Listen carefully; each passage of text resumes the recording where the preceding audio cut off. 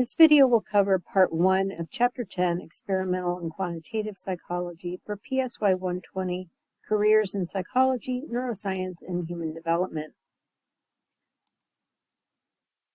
I've taught this course for many years, and I think one of the areas where students they get an idea of what experimental psychology and quantitative psychology are about, and they tend to have from the outset some really negative kinds of attitudes towards the work. So I'd like to try and challenge some of those assumptions as we go through this chapter. Starting off, experimental psychologists, it's a broad area, and there are lots of different subdisciplines underneath experimental psychologists. Like, for instance, I consider myself an experimental social psychologist because I primarily am a researcher.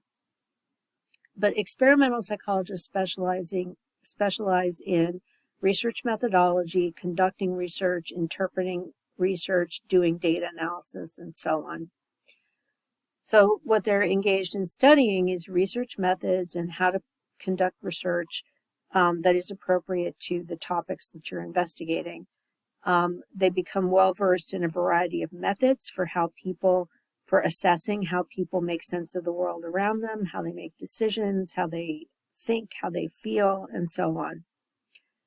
Experimental psychologists study lots of different sub-areas. So some of them are learning psychologists, some are sensation and perception psychologists, some study motivation, memory, language, thinking, and so on. So if you go back to Chapter 9, where cognitive psychology was included, cognitive psychologists routinely see themselves as experimental psychologists, depending on the work that they do. Quantitative psychology is the mixture of psychology and math and mathematics. Quantitative psychologists are going to be specialists in how to measure not just human behavior, but also thinking and emotion. So they're specialists in designing studies, conducting experiments, interpreting results, so that the measurement of behaviors, of attitudes, of emotions, of cognitions can be done in a way that is valid and reliable. Psychometrics is one branch of this field of quantitative psychology, and here what you're doing specifically is the measurement of human characteristics. So if you've ever taken a questionnaire to assess your skills or abilities in a particular area, a psychometrician was involved in creating and then validating those instruments. So in some cases, what psychometricians are doing is creating measures that test people's abilities, test their intellectual capacity, their emotional states, their social functioning, and so on, with the goal of validating and establishing the reliability of those measures so that they can be used in the real world. Mathematical psychologists are specifically interested in the math of it. So what they're engaged in a great deal of the time is creating theoretical models, in some cases computer models, to explain and make predictions of how we perceive the environment, how cognition is going to work, how problem solving works, and even how motor skills work. So they're really working on this high level mathematical challenge of constructing formulas and equations that predict human behaviors. So here's a practical example. You need algorithms to help you understand and predict when is a person most likely to see an ad, click on the ad, and eventually buy the product. At some level, a mathematical psychologist is involved in creating models that help predict those kinds of patterns of behavior. So what kind of opportunities are there with a bachelor's degree if you're interested in any of these domains? And here's where I sometimes wish that your authors had a broader kind of set of bachelor's level opportunities. But I'll circle back to that here after we present the options that you're given. Underwriters work in with companies, sometimes with insurance companies, to use statistics to determine how risky certain decisions are. So, for example, they might be involved in helping companies to determine whether to accept a particular client based on their attributes. Are they too risky a client? Are they a client that represents an acceptable risk? So if you're an underwriter working for a bank, for example, what kind of people can you safely lend to and not expect to be foreclosed? Underwriters are typically found in insurance, financial, and mortgage companies. If they're working for an insurance company, they're going to look at information from populations so that they can take a look at the traits and characteristics of potential clients and then use algorithms to make some decisions about who is risky and who isn't. So, for instance, there's some underwriter who's going to decide whether, based on your driving record and history, as well as your basic traits and attributes, like how old you are and what your gender is, how high your insurance rates need to be, because that's really part of estimating risk. Psych majors with a liberal arts background who have decent communication skills and some solid research and statistics abilities are going to be particularly well suited to this kind of work.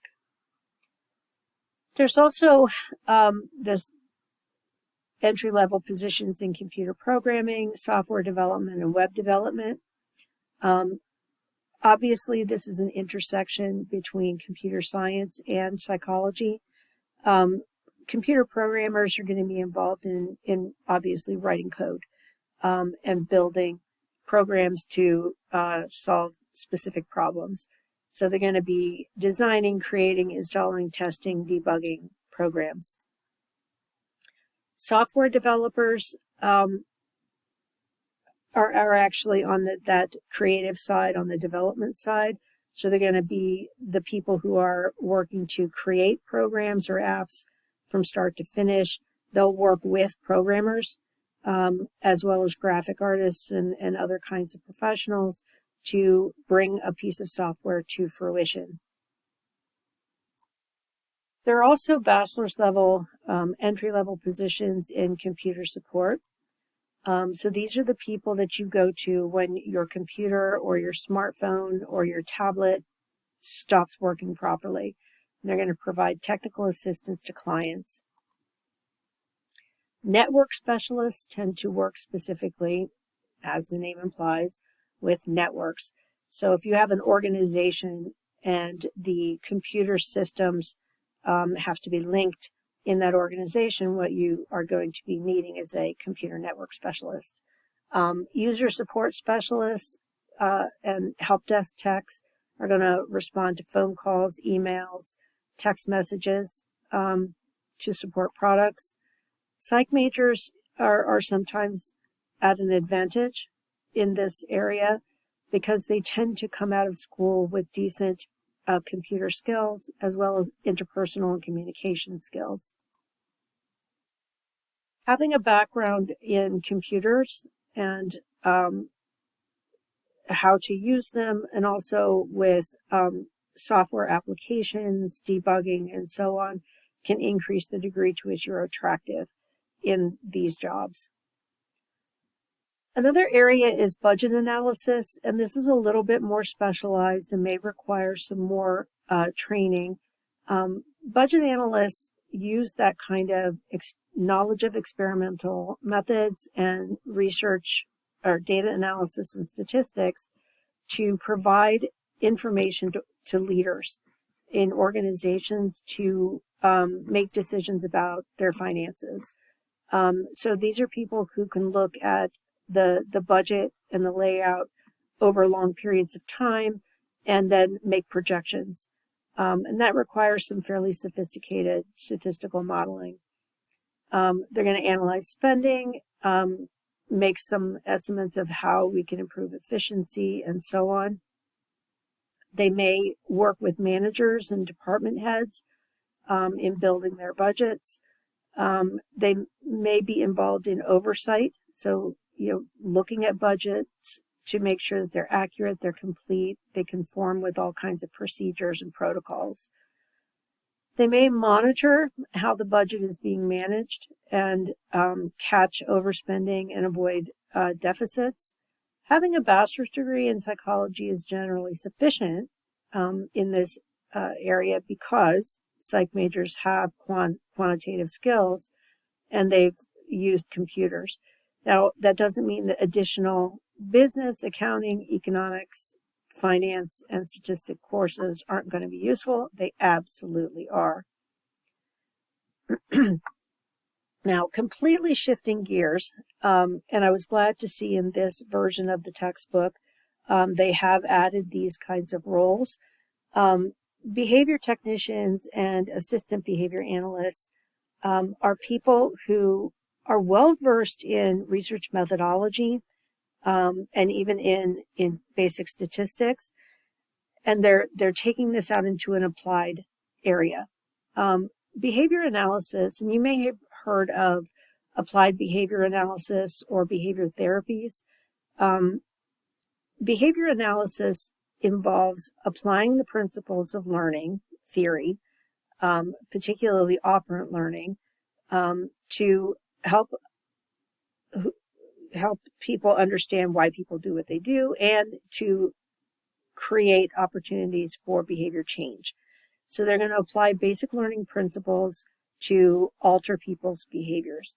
In some cases, this is in a clinical setting. So many behavior technicians and behavior analysts are going to be working with children and adults who have developmental disabilities or intellectual disabilities or conditions like autism, where you may have specific behaviors that can be shaped and modified so that individuals with those challenges may be more successful in school, in work, in a variety of settings. Assistant behavior analysts are people who work under the supervision of board-certified behavior analysts. Most states are going to require that assistant behavior analysts get a certification. This is a relatively new phenomenon. Like a lot of the career areas we've talked about in this class so far, we're seeing increasing specialization and increasing demands for certification. The length and depth of these programs varies a little bit, but it's becoming more regularized every year. Behavior technicians, they are sometimes referred to as behavioral health technicians, are care providers. They are the ones who actually implement the plans and programs designed by the BCABs or behavior analysts. So let's say that you have your behavior analyst who puts together a program of for a particular client, for a particular patient. It's the behavior technician who's going to sit down with that client and actually enact the plan. Work with the client, keep records, show those records to the behavior analyst. The behavior analyst can tweak the protocol and make sure that the learning goals are being achieved. Behavior technicians, there is a registered behavior technician certification program, and that's becoming more and more expected that people who work with that job title are going to have that particular credential in their background. In our program, in the Mount Union program, we actually have courses that can be taken that culminate in being able to sit for the certification test as a registered behavior technician. Assistant behavior analysts and technicians can be found in a lot of different settings. They can be found in schools, private practice clinics, community clinics, and they can also be found delivering in-home care for individuals and families. Data analysts are increasingly in demand. We're a very data-driven world at the moment. Data analysts are going to use statistical methods to answer questions that organizations have. They may want to follow trends and patterns in their marketing expenditures. They may want to look at the degree to which different products are successful in the marketplace. They may be engaged in creating statistical models to help predict performance. They're found in virtually every kind of organization. They may be found in government, nonprofits, medical organizations, private companies. You name it, there's usually a data analyst involved. Psychology students tend to be very attractive in these positions because they are always required to have coursework in statistics and data analysis. That can be enhanced by taking additional coursework. If your university offers it, taking advanced statistics courses can make you an even more attractive candidate. That concludes part 1 of chapter 10.